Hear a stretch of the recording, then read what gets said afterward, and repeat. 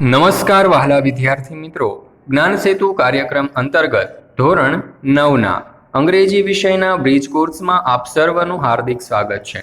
આજે આપણે unit number 17 picture ડિસ્ક્રિપ્શનનું સંપૂર્ણ સોલ્યુશન જોઈશું. તો જોઈએ આપણે પ્રથમ એક્ટિવિટી. અહીં આપણને કહ્યું છે see the picture and write 5 sentences about it. તો જોઈએ તેના ઉપરથી કેટલાક વાક્યો. પહેલું, This is a picture of birthday party.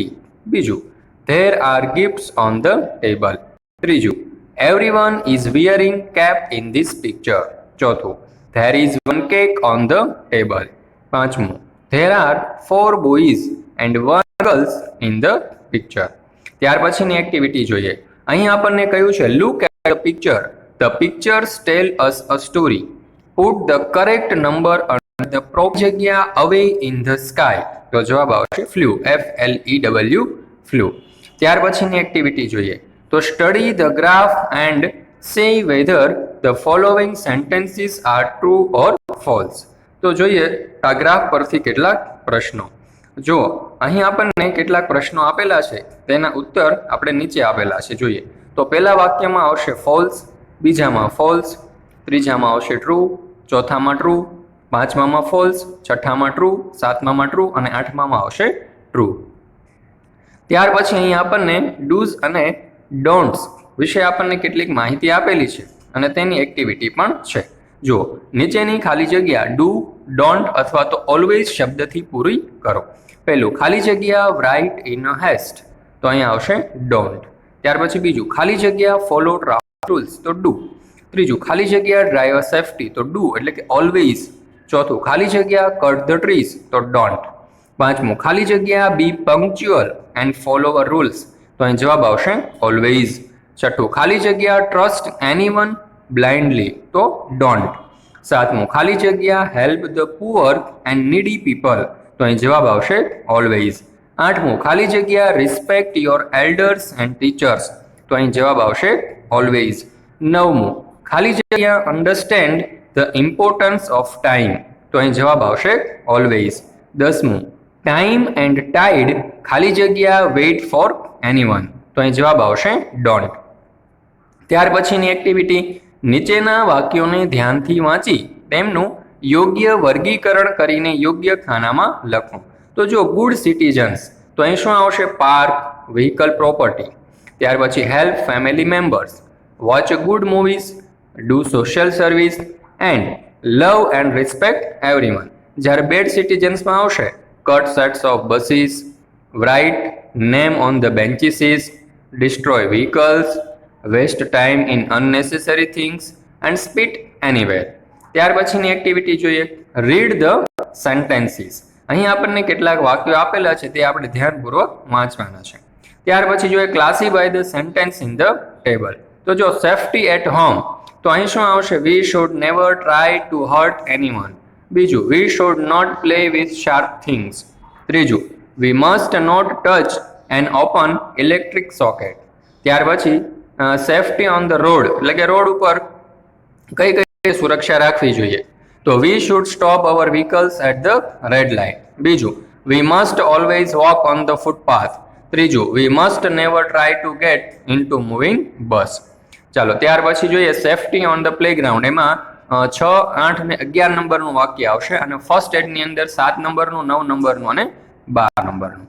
ત્યાર પછી અહીં જો ડુ અને ડોન્ટ વિશે આપણને કેટલાક ટેબલ દ્વારા માહિતી આપેલી છે. Listen and understand the dialogue એટલે કે અહીં એક ડાયલોગ આપેલો છે, તે આપણે સમજવાનો છે. ત્યાર પછી કહ્યું છે કે now form a dialogue with the help of do and don't ની મદદથી આપણે આ ડાયલોગ છે તે ફિલઅપ કરીએ. તો જો grandfather says, Piyush where are you going? Piyush says, I am going to meet my friend. Grandfather says, have you brought something for him? So Piyush says, yes, Dada. Grandfather says, are you going alone or with your friend? Piyush says, I am going with my 2 other friends. Grandfather says, please do not make fun while crossing road. Piyush says, sure, Dada. Grandfather says, call me once you reach at his home. Piyush says, sure, Dada. Grandfather says, enjoy your day. ચાલો ત્યાર પછી અહીં આપણને પંક્ચ્યુએશન્સ અને marks વિશેની માહિતી આપેલી છે. એના વિશેની જે સમજૂતી છે તમારે ધ્યાનપૂર્વક વાંચવાની છે અને ત્યાર પછી આપણે એક્ટિવિટી જોઈએ. જો no I don't have any pen, તો ઉત્તર શું આવશે? નો. ત્યાર પછી અલ્પવિરામ. ત્યાર પછી આઈ ડોન્ટમાં તમે જોઈ શકો છો ઉપર એપોસ્ટ્રોફી આવશે, હેવ એની પેન, અને છેલ્લે આવશે પૂર્ણ વિરામ. ત્યાર પછી બીજું, નિલેશ વોન્ટ્સ રામ વોચ.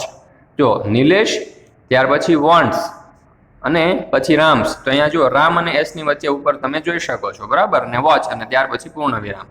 ત્રીજું, who was mister Mohandas Gandhi. તો મિસ્ટર પછી અહીંયા ડોટ આવશે અને મોહનદાસ ગાંધી પછી છેલ્લે પ્રશ્નાચિહ્ન આવશે. ચોથું, please give me a pen, pencil and colours. તો અહીં તમે જોઈ શકો પેન અને પેન્સિલની વચ્ચે અલ્પવિરામ છે અને છેલ્લે કલર્સ પછી પૂર્ણ વિરામ આવશે. ત્યાર પછી વોટ અ બ્યુટીફુલ ફ્લાવર. તો અહીં વોટ અ બ્યુટીફુલ ફ્લાવર પછી તમે જોઈ શકો છો એક્સક્લેમેટરી સેન્ટેન્સ એટલે કે ઉદ્ગાર વાક્ય આવશે. ત્યાર પછીની એક્ટિવિટી જોઈએ. તો અહીં આપણને કહ્યું છે કે arrange the following sentence in the proper order and write a paragraph with a proper punctuation mark. તો જો પ્રથમ વાક્ય છે 5 નંબર ઉપર આવશે, બીજું વાક્ય છે તે 1 નંબર, ત્રીજું વાક્ય છે તે 7 નંબર ઉપર આવશે, ચોથું વાક્ય 4 નંબર ઉપર, પાંચમું વાક્ય 6 નંબર પર, છઠ્ઠું વાક્ય છે 9 નંબર ઉપર, સાતમું વાક્ય 8 નંબર ઉપર, આઠમું વાક્ય 3 નંબર પર અને નવમું વાક્ય 2 નંબર ઉપર આવશે. તો એના ઉપરથી પેરેગ્રાફ લખીએ તો કંઈક આ પ્રમાણે બનશે. Rohan and Sohan are friends. One day they arranged a party at home. Rohan went to the market to buy a gift for Sohan because it was Sohan's birthday. But he didn't find a gift for Soham. At last, Rohan reached the party because he found a gift. Sohan cut the cake because his best friend has come. The best gift was their love. ચાલો ત્યાર પછી અહીં જો આપણને એક fun page આપેલો છે, તો અહીં જે ફન પેજ છે એમાં જે એક્ટિવિટી કઈ છે તે એક્ટિવિટી તમારે કરવાની છે. તો બાળ મિત્રો, આ યુનિટનો ધ્યાનપૂર્વક અભ્યાસ કરવા બદલ આપ સર્વનો ખૂબ ખૂબ આભાર. ફરી મળીશું આપણે એક નવા યુનિટ સાથે, એક નવા વિડીયો સાથે.